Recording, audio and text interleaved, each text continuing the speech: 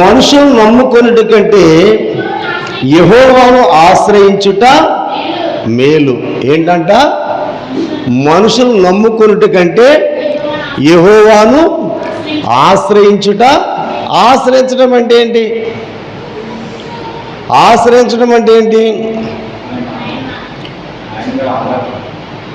ఆయన మీద ఆధారపడటం. ప్రభువా, ఇదిగో నా కుమార్తె పరీక్షలు రాస్తుంది కాబట్టి ఆ పరీక్షలు నువ్వే దగ్గరుండి రాయించు.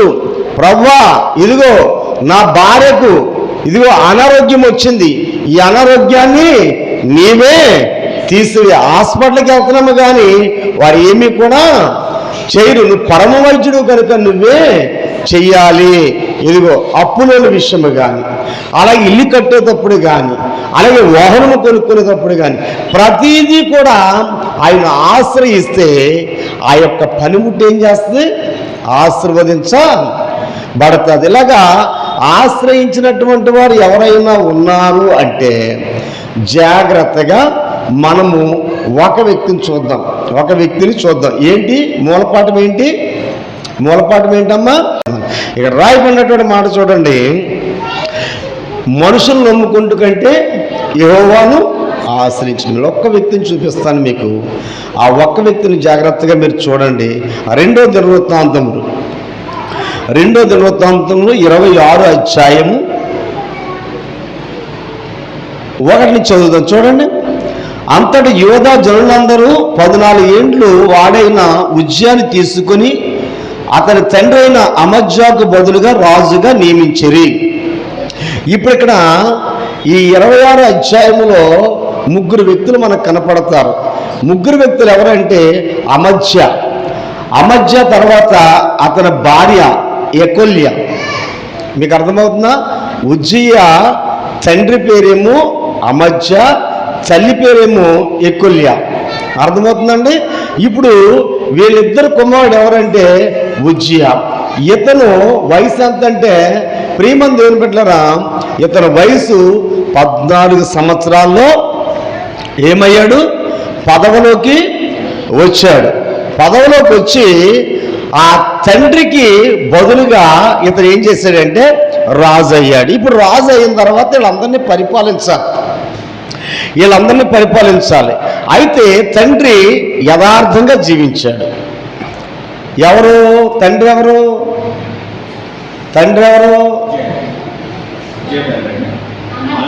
అమజ్య. జాగ్రత్త, మిమ్మల్ని అదే అడుగుతాను.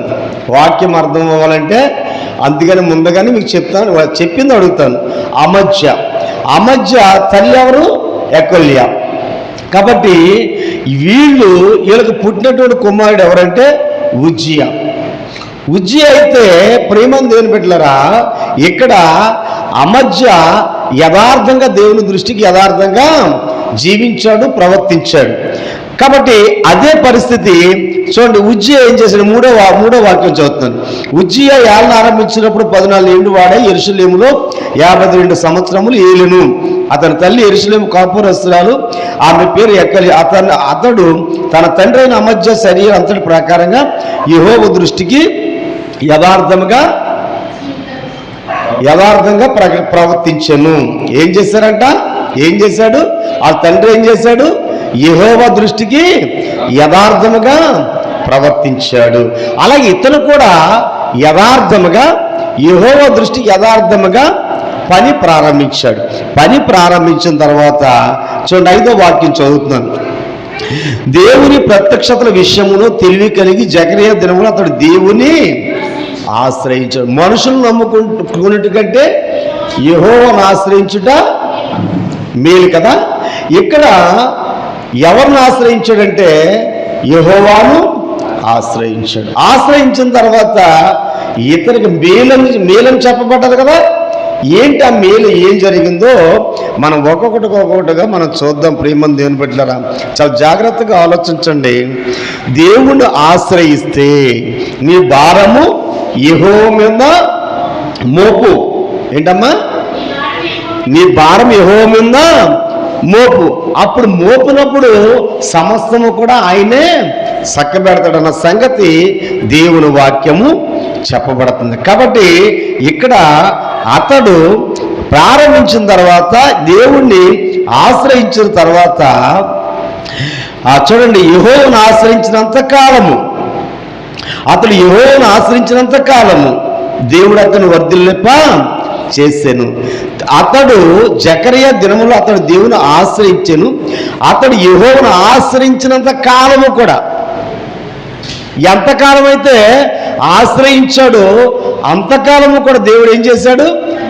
అంచెలుగా అతన్ని బలపరుచుకుంటూ వస్తున్నాడు. అంచెలుగా అతన్ని హెచ్చించుకుంటూ వస్తున్నాడు. అభివృద్ధి కోణంలోకి నడిపిస్తున్నాడు. చూడండి, ఇక్కడ చూడండి ప్రియమైన దేవుని బిడ్డలారా, అతడు యెహోవాను ఆశ్రయించినంత కాలం దేవుడు అతన్ని వర్ధిల్లపు చేశాను. ఏటిల్లో వర్ధిల్లపు చేశాడో మీకు కొన్ని మాటలు చెప్తాను, జాగ్రత్తగా ఆలోచించండి. అంటే యెహోవాని ఆశ్రయించినంత కాలం అంటే ఎక్కడైనా యెహోవాను మరి ఆయన మంది ఆయన తిరుగుబాటు చేశాడంటే అది కూడా చూసుకోవాలి మనం. దేవుణ్ణి ఆశ్రయించినంత కాలం ఏం జరిగింది? ఇప్పుడు దేవుణ్ణి ఆశ్రయించ కాలం అంతా కూడా మనకేం జరిగిపోతుంది? రే మాట్లాడు. కాబట్టి అదిలగిచ్చమ్మా, నన్ను అదిలగవరా, అదిలగిచ్చు. దాని ముందు ఆటంటా దా వెళ్ళి కూర్చోడు, పడుకోండి, కంచె పడుకోండి.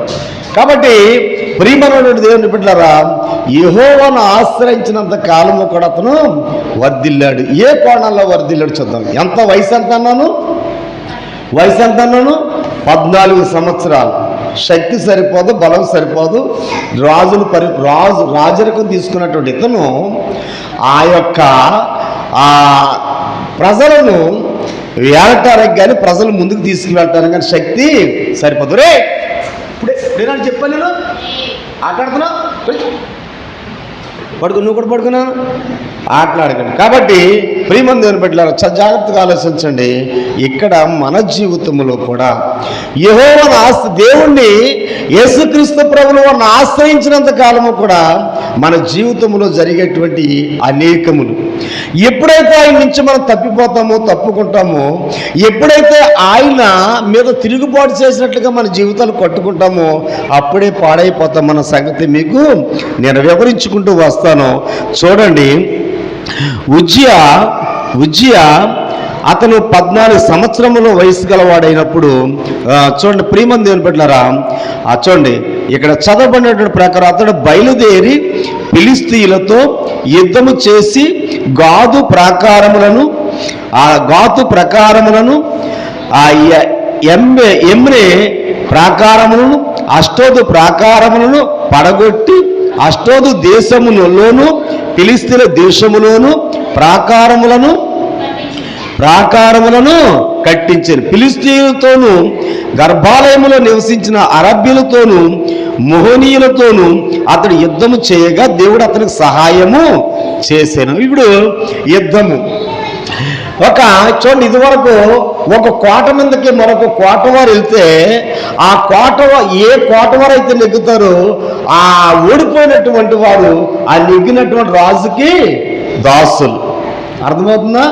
దాసులైతే వారు ఆ యొక్క ఓడిపోయినటువంటి ఆ దేశమంతా కూడా ఆ నెగ్గినటువంటి వ్యక్తికి ఆయన కింద బ్రతకాలి దాసులుగా.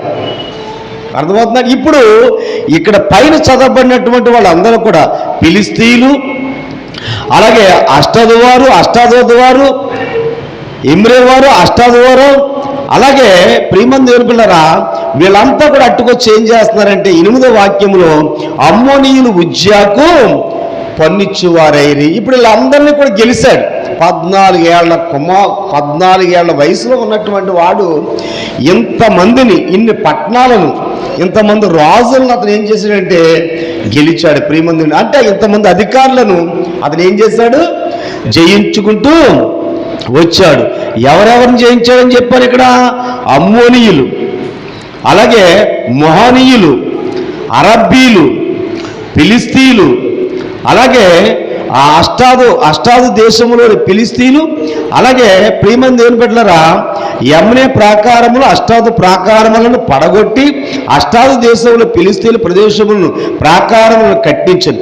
ఫిలిస్తీన్లతోనూ గర్భాలయములు నివసించిన అరబ్బీలతోనూ మోహనీయులతోనూ అతడు యుద్ధము చేయగా దేవుడు అతనికి సహాయము చేశాను. అమ్మోనీయులు ఉజ్జియాకు పన్నిచ్చుకుంటూ వచ్చారు. మొట్టమొదట యుద్ధములో ఈయనకి ఏమొచ్చింది? యుద్ధంలో జయం వచ్చింది.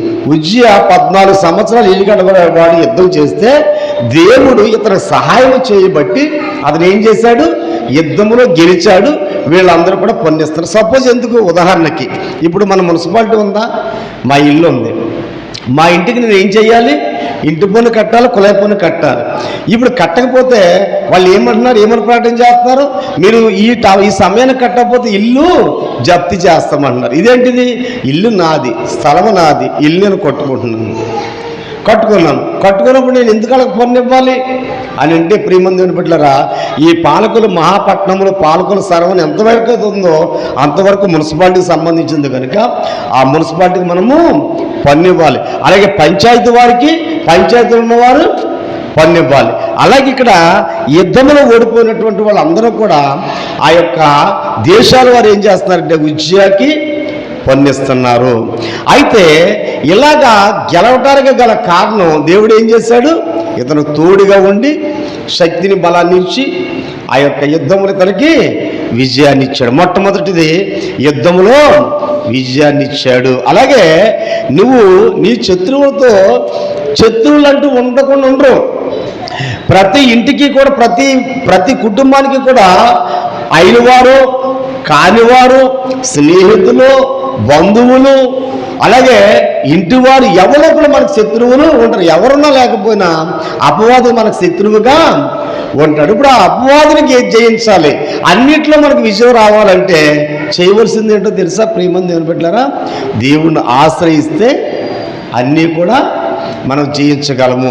దేవుడు ఆశీర్వాదం లేకపోతే, ఆయన సహాయం లేకపోతే మనం ఏది కూడా గెలలేమన్న సంగతి ప్రభు పేట మీకు మనవి చేస్తున్నాం. చూడండి, మొట్టమొదటి యుద్ధంలో ఆయన గెలిచాడు, పన్నిచ్చాడు. అంటే డబ్బు వచ్చి పడిపోతుంది. ఇక అన్ని దేశాల నుంచి డబ్బు, బంగారం అన్నింటిలో కూడా ఈయన పన్ను వచ్చి పడిపోతుంది.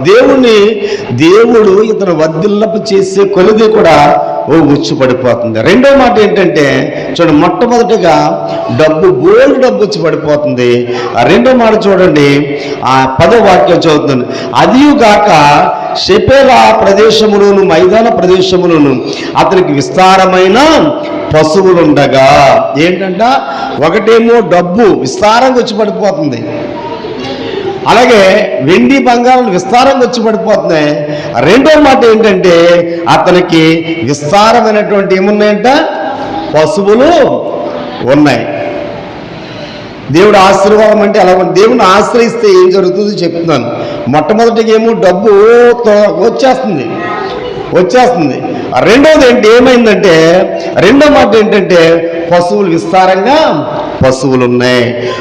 మూడో మాట ఏంటంటే చూడండి, ఆ 10వ వాక్యము చివరిలో ఒక మాట ఉంటుంది. వ్యవసాయం అతడు ఆపేక్ష గలవాడు గనుక. అంటే ఇతనికి వ్యవసాయం ఉంది. మూడో మాట ఏంటంటే వ్యవసాయం, తోటలు ఉన్నాయి. ఇప్పుడు 4వ మాట ఏంటంటే చూడండి, ఆ 4వ మాట తోట పనివారు కలిగి ఉండిరి. ఏమున్నాయి? ఆ పొలాల్ని, అంటే ఆ పొలాల్ని, ఆ తోటల్ని సేద్యపరచడానికి ఎవరున్నారు? మనుషులు ఉన్నాయి. దేవుడు ఆశీర్వదించే కొలది అభివృద్ధి ఎలాగయ్యాడంటే ఆ ప్రియమైన దేవుని బిడ్డలారా, అతడు ఎలాగా దేవుడు వర్ధలపు చేశాడంటే డబ్బు విషయములోను, వెండి బంగారాల విషయములోను, అలాగే పశువుల విషయములోను, అంతేకాక వ్యవసాయ విషయములోను, ఆ వ్యవసాయము తోటల్ని పనిచేయడానికి ఆ మనుషుల విషయములోను దేవుడు ఇతన్ని వర్ధలపు చేశాడు. చక్కగా ఉంది ఈ జీవితం.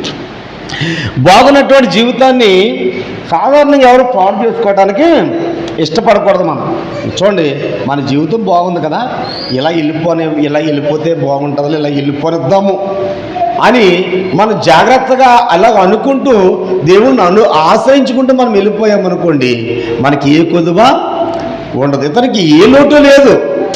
ఉజ్జియాకి అతనికి దేవుణ్ణి ఆశ్రయించిన తర్వాత అతడు ఎలాగ వర్ధిల్లపజేశాడంటే దేవుడు అలాగన్నాడు. ఏమన్నాడంటే అతడు దేవుణ్ణి ఆశ్రయించెను. అతడు దేవుణ్ణి ఆశ్రయించినంత కాలము కూడా డబ్బుతో తొలతూగుతున్నాడు. డబ్బు, వెండి, బంగారాలతో తొలతూగుతున్నాడు. రెండవదిగా పశువులు ఆ కావలసినటువంటి పశువులు ఉన్నాయి. అంతేకాదు ఇతనికి వ్యవసాయం తోటలు ఉన్నాయి.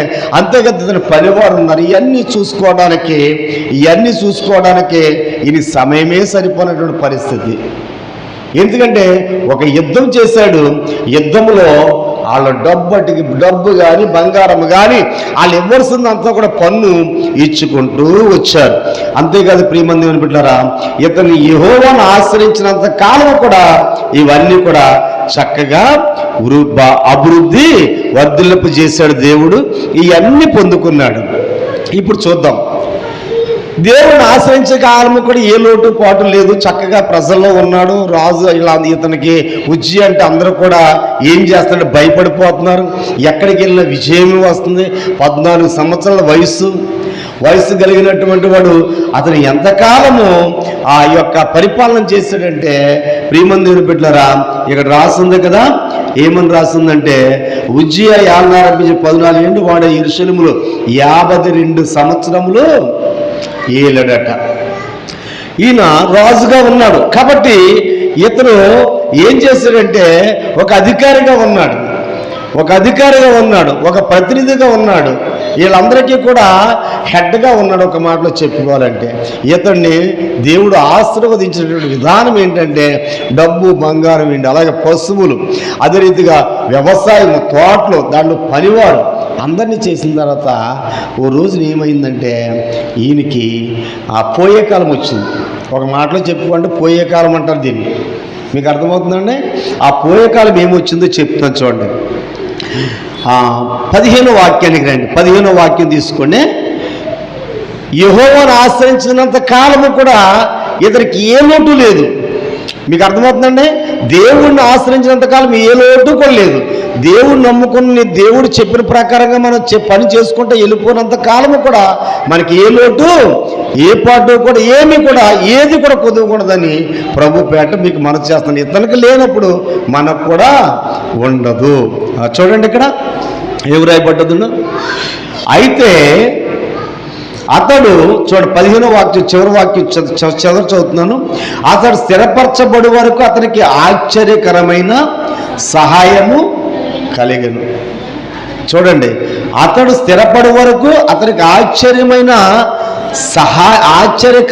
సహాయం కలిగను గనుక అతడి కీర్తి దూరమున వ్యాపించిన. అయ్యి బాబు, ఏమీ లేనటువంటి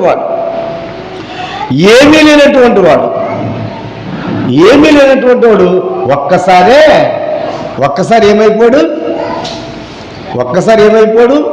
పశువులు వచ్చేసినాయి, ఆ వ్యవసాయం వచ్చేసింది, తోటలు వచ్చేసినాయి, దాంట్లో పనులు వచ్చేసారు, వెండి, బంగారం, డబ్బు వచ్చి పడిపోతుంది, తొలతూగిపోతుంది. ఇక్కడ అతడు స్థిరపడి వరకు అతను ఆశ్చర్యకరమైన సహాయం కలిగను గనుక అతని కీర్తి దూరముగా వ్యాపించను. అయితే అతడు స్థిరపడిన తరువాత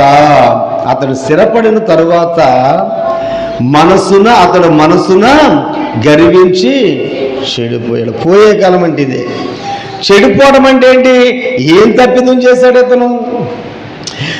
చేసిన తప్పేంటి? మనసులో గర్వం పెంచుకున్నాడు, బాగానే ఉంది. అసలు గర్వం వచ్చిన తర్వాత ఏం తప్పు చేశాడు? యెహోవాను ఆశ్రయించినంత కాలమే తనకి ఏమీ కూడా ఇబ్బంది కలగలేదు. అన్ని ఆస్తి విషయంలో కానీ, వ్యవసాయ విషయంలో కానీ, పనివారి విషయంలో కానీ, పశువుల విషయంలో కానీ సమస్తము కూడా అభివృద్ధి కోణంలోకి నడిచాడు, వర్ధిల్లపు చేశాడు దేవుడు. ఇప్పుడు మనసును గర్వించిన తర్వాత అతను ఒక తప్పు పని చేశాడు. ఏంటి ఆ తప్పు పని అంటే ప్రియమైన దేవుని బిడ్డలారా, 16వ వాక్యం చూడండి. అతడు స్థిరపరచబడిన తరువాత అతడు మనసును గర్వించి చెడిపోయి అతడు ధూపపీఠ మీద ధూపం వేయుటకై యెహోవా మందిరములో ప్రవేశించి తన దేవుడైన యెహోవా మీద ద్రోహము. ఇప్పుడు ఇతను రాజు కదా, యెహోవా మందిరంలోకి వెళ్ళి ధూపం వేయడానికి సరిపడతను. ఇప్పుడు సమస్తము కూడా దేవుడే ఆశీర్వదించాడు, దేవుడే అభివృద్ధి కోణంలో నడిపించాడు. దేవుని మందిరంలోకి వెళ్ళి దండం పెట్టుకోవడానికి ఉండదా? దేవుని మందిరంలోకి వెళ్ళి అక్కడ ధూపం వేయడానికి ఉండదా? ఇతనికి మందిరం కూడా ఈయన ఆధ్వర్యంలో ఉంది కదా, జనమంతా ఈయన మనుషులే కదా, దేవుడు కూడా ఈయన పక్షానే ఉన్నాడు కదా, మరి ధూపం వేయకూడదా? వేయకూడదు ప్రియులారా. ధూపము వేయటానికి వీలు ఎంత మాత్రం లేదు. ఎవరెయ్యాలంటే ధూపము అహరోను సంతతి వారు. ఎవరెయ్యాలి? అహరోను సంతతి వారు వెయ్యాలి. ఎవరు మడితే వాళ్ళు వేయకూడదు. ఎవరు మడితే వాళ్ళు సేవ. మొన్న గత దినాల్లో మీకు చెప్పాను, ఇదిగో ఇలా ఉండాలి, తిమోతిలో ఇలా ఉండాలి, ఎట్టి పరిస్థితుల్లో ఇలా ఉన్నటువంటి వారు ఎవరైనా ఉంటే వాళ్ళతో మనము స్నేహం చేయకూడదు, వాళ్ళ జోలికి వెళ్ళకూడదు, వాళ్ళ ఇంటికాడ మెదుకు కూడా ముట్టకూడదని మీకు చెప్పాను. ఎక్కడైతే ఈ రాజు పని అది కాదు. రాజు యుద్ధం చేశాడు, గెలిచాడు, దేవుడు సహాయం చేశాడు, గెలిచాడు. అలాగే తీర్పు చెప్పడము ఈ యొక్క ప్రజలందరినీ కూడా నడిపించే కోణమెత్తుంది. మరి ఇతడు ఏం చేశాడు? ధూపవేది మీద ధూపం వేయటకి యెహోవా మందిరంలో ప్రవేశించిన తన దేవుడైన యెహోవా మీద ద్రోహం చేయగా యాజకుడైన అజర్యాయును అతనితో కూడా ధైర్యవంతుడైన యెహోవా యాజకులు 8 మంది అతని వెంబడి లోపలికి పోయారు. లోపలికి పోయి వారు రాజైన ఉజ్జియాను ఏం చేశారు? రాజా, ఇది నీ పని కాదు, ఇది యాజకుడి పని, అహరోను సంతతి వారు మాత్రం వెయ్యాలి ధూపం, మనం వేయకూడదు, నువ్వు వేయకూడదు రాజా అని అంటే ఈ కాళ్ళ మీద రౌద్రుడైపోడండి. కోపం వచ్చేసింది. ఏంటి ఏమంటున్నారు మీరు? నేను ధూపం ఎందుకు వేయకూడదు? ఎవరు చెప్పారు? మీరేంటి నన్ను వేయొద్దంటారేంటి? ఏం మాట్లాడతారు? పక్కనుండే, దూరంగా ఉండే అని వాళ్ళ ముంద రౌద్రం కోపం చూపించేవాడికి ఎవరి కాళ్ళు ఏమైపోయారంటే సైడ్ అయిపోయారు. ఎవరి కాళ్ళు సైడ్ అయిపోయారు, పక్కెళ్ళిపోయిన తర్వాత అప్పుడు దేవుడు కలగ చేసుకున్నాడు. అలాగే యాజకులు చెప్పిన మాట ఇక్కడ చూడండి, ప్రియమైన దేవుని వల్ల యెహోవా యాజకులు యెహోవాకు యాజకులు 80 మంది అతని వెంబడి లోపలికి వెళ్ళారు. ఈ యాజకులు చెప్తున్నారు, అయ్యా రాజా, నీ పని కాదు ఇది అంటే వాళ్ళ మీద ఇతను కోప్పడ్డాడు, రౌద్రుడైపోయాడు. చివరికి వచ్చేటప్పటికి వీళ్ళందరూ కూడా మౌనంగా పక్కన ఉన్నారు. పక్కన ఉండేటప్పటికి ఇతను ధూపం వేద్దామని ఆ యొక్క ధూప వేదిక పక్కకి వెళ్ళేటప్పటికి దేవుడు కలగ చూసి ఏం చేశాడు? కుష్టి వ్యాధి పెట్టాడు.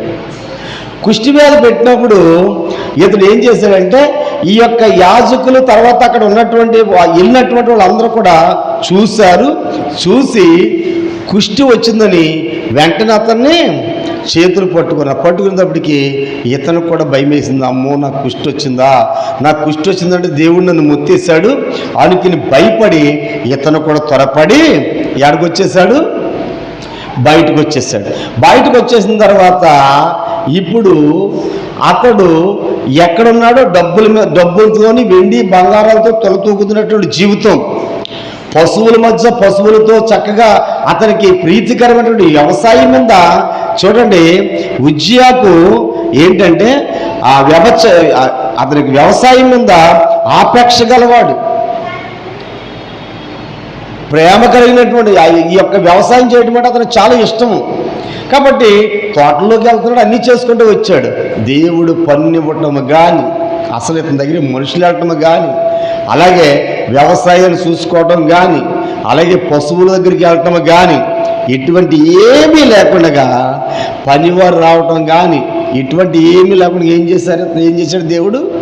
చిన్న కుష్టి పెట్టాడు, బయటికి తీసుకొచ్చిన రోగం పెట్టాడు, బయటికి తీసుకొచ్చేసారు. ఈ రోగం ఎప్పటి వరకు ఉంది అమ్మా? చచ్చేంత వరకు అంటే తీరని వ్యాధిది. చాలామందికి మీరు అనుకుంటున్నారు కానీ మన క్రైస్తవులకు కూడా తీరని వ్యాధి ఉంది. ఒక నడుము నొప్పి వచ్చిన కాళ్ళు నొప్పి వచ్చింది. అంత ఎందుకండి, షుగర్ వచ్చిందా, బీపీ వచ్చిందా, వాటికి ఏం వేసుకుంటూ ఉండాలి? ఎప్పటిదాకానే చనిపోయేదాకా కూడా మనము వేసుకోవాల్సిందే. బీపీ బిళ్ళని మనం వేసుకుంటాం, అలాగే షుగర్ బిళ్ళని మనం వేసుకుంటూ ఉంటాం. అది చచ్చేదాకా ఈ చిన్న వ్యాధులు. ఇది ఇక్కడ కుష్టి రోగము కలిగినటువంటి వాళ్ళు ఎక్కడ ఉండాలి?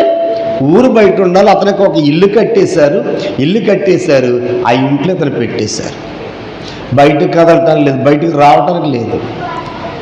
ఇప్పుడు మోషే, అహరోను, మిరియమ్మ, వీళ్ళ ముగ్గురు ఒక తల్లి బిడ్డలు. మిరియం ఎలాగే మోషే విషయమై తిరుగుబాటు చేసినప్పుడు దేవుడు ఏం చేశాడు? మిరియమ్మకి కుష్టి వ్యాధి పెట్టాడు. కుష్టి వ్యాధి పెట్టినప్పుడు ఆ కుష్టి వ్యాధి వచ్చిన తర్వాత మోషే, అహరోనులో ఏం చేశారు? ప్రార్థన చేశారు. వాళ్ళ అక్క కదండి, ప్రార్థన చేశారు. ఆవిడ కూడా కుష్టి వ్యాధి వస్తే ఊరు బయటికి వెళ్ళిపోవాల్సి వచ్చింది. వెళ్ళిపోయిన తర్వాత దేవుడు ఇలా ప్రార్థించగా ఆ కుష్టి వ్యాధిని తగ్గించాడు. మరలా ఆవిడ వచ్చి ప్రవక్తినిగా ప్రచురం చేసింది. ఆవిడ మరణ దినాలు అంతవరకు కూడా ఆవిడేం చేసింది? దేవుని పని వచ్చిన కుష్టిని ఏం చేశాడు? దేవుడు తీసేశాడు. దేవుడు వ్యాధి పెట్టాడు, తీసేశాడు. ఇక్కడ ఉజ్జాకి వ్యాధి పెట్టాడు, అది తీరని రోగముగా కడదాకా ఉంచేశాడు. ఆయన మరణ దినాలు అంతవరకు కూడా వ్యవసాయం దగ్గరికి రావటానికి లేదు, పశువుల దగ్గరికి రావటానికి లేదు, అలాగే ఆ పనులు కలుసుకోవడానికి లేదు. ఆ పన్ను ఇచ్చే ఊళ్ళని ఎవడెంత ఇస్తున్నాడో కూడా ఈమె అక్కడ కలుసుకోవడానికి ఏమీ లేకుండా ఏం చేశారంటే, చూడండి, ఉన్నప్పుడు అతను నొసట కుష్ఠరోగం పుట్టెను. ప్రధాన యాజకుడు నజరియా యాజకులందరూ అతని వైపు చూడగా అతడు నొసట కుష్ఠము కలిగిన వాడు ఉండను కనుక వారు తడువు చేయక అక్కడి నుండి అతను బయటకు వెళ్ళగొట్టారు. యెహోవా తన్ను ముద్దునని బెరిగి బయటకు వెళ్ళుటకు తాను త్వరపడు. రాజని విజయ తన మరణ దినము వరకు కుష్ఠరోగి ఉండను. కుష్ఠరోగి అయిన యెహోవా మందిరంలోనికి పోకుండా ప్రత్యేకింపబడిన కనుక అతను ప్రత్యేకంగా ఒక ఇంటిలో నివసించుండెను. అతని కుమారుడైనను యాతాము రాజు ఇంటి వారికి అధిపతి అయి దేశపు జనులను న్యాయము తీర్చుచుండెను. ఉజ్జియా చేసిన ఇతర కార్యముల గురించి ఆమోజు కుమారుడు ప్రవక్తయు అయిన యెషయా వ్రాసెను. ఉజ్జియా తన పితరులతో కూడా నిద్రించెను. అతను కుష్ఠరోగి అని రాజుల సంబంధమైన శ్మశాన భూములు అతని పితరుల దగ్గర అతన్ని పాతి పెట్టిరి. ప్రియమైనటువంటి దేవుని బిడ్డలారా, ఈతను పశ్చాత్తాపం పొందలేదు. ఇతడు ఏం చేశాడంటే పశ్చాత్తాపం అనేటువంటిది ఇతను పొందలేదు. చనిపోయేదాకా ఆ రోగంతో దేవుడు రోగం పెట్టాడు. తిరిగి దేవుని వైపు తిరిగి పశ్చాత్తాపడినటువంటి మాటగా ఎక్కడ రాయబడలేదు. కాబట్టి దేవుడిని ఆశ్రయించినటువంటి అంతకాలము కూడా ఇతనికి అన్ని సమస్తము సమకూర్చబడ్డాయి. దేవుడి మీద ఎప్పుడైతే అతడు ద్రోహం చేశాడో, చెయ్యొద్దన్న పని చేశాడు, విన్నారా, చెయ్యొద్దన్న పని చేశారు, అప్పుడే ఇతనికి ఏమొచ్చింది? ఇతని జీవితాల్లో కుదరని రోగము వచ్చింది. చక్కనటువంటి జీవితం ఇతంది, పేరు ప్రఖ్యాతులు కలిగినటువంటి జీవితం. అటువంటి జీవితం కాస్త ఏమైపోయిందంటే క్షణాల్లో మారిపోయింది. ప్రియమైన దేవుని బిడ్డలారా, చాలా జాగ్రత్తగా ఆలోచించండి. ఎప్పుడైతే దేవుణ్ణి ఆశ్రయించామో, దేవుణ్ణి ఆశ్రయించినంత కాలము కూడా ఈ యొక్క మాటలు బట్టి చూస్తే మనకి ఎప్పుడూ కూడా ఏమీ కొదువు ఉండదు, ఏ విషయము కొదువు ఉండదు.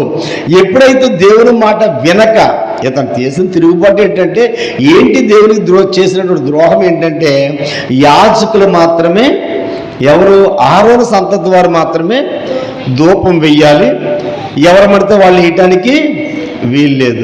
మళ్ళీ చెప్పినటువంటి మీద కోప్పడి వాళ్ళు ఏం చేశారంటే ఇతను వాళ్ళు కూడా ఇబ్బంది పెట్టాడు. దేవుడే కలవ చేసుకున్నాడు. ఇతను దేవుని మందిరంలో ధూపం వేయకుండా కుష్టి వ్యాధి ఒకటి ఏర్పాటు చేశాడని ప్రభుపేట మీకు మనవి చేస్తాను. అంటే దీర్ఘకాలిక వ్యాధి ఇతనికి